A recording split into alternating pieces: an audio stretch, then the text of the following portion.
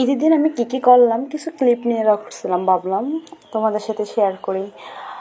First of all আমি খুবই early ঘুম থেকে উঠছিলাম।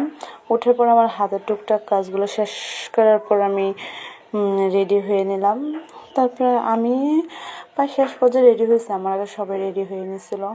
তারপর আমি রেডি হয়ে নেমে দেখলাম বাবা ঈদগাহ থেকে নামাজ পড়ে চলে আসছিলো, আর বাবা সবাইকে সালামি দিচ্ছিল। আসলে বাবার সালামির পরিমাণ কেমন এটা বড় কথা না, বাবার কাছ থেকে সালামি নেওয়াটাই হলো যে বড় কথা।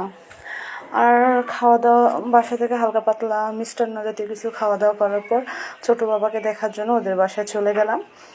আসলে ওকে আমরা খুব মিস করতেছিলাম। আর তারপর ওদের বাসায় কিছুক্ষণ ছিলাম, খাওয়া দাওয়া করলাম, ওইসব ক্লিপগুলো নেওয়া হয় না, আসলে মনে ছিল না। তারপর আমরা বাইরে গিয়ে হালকা পাতলা কিছু খাওয়া দাওয়া করে বাবা বলছিল তাদের বাসা চলে আসার জন্য। সন্ধ্যার আগমুহূর্তে আসরের পরে আবার বাসার উদ্দেশ্যে রওনা দিলাম। আলহামদুলিল্লাহ ঈদের দিনটা খুবই ভালো কাটছে। আশা করি তোমাদের ঈদের দিনটাও ভালো কাটছে। সবাই ভালো থাকবেন।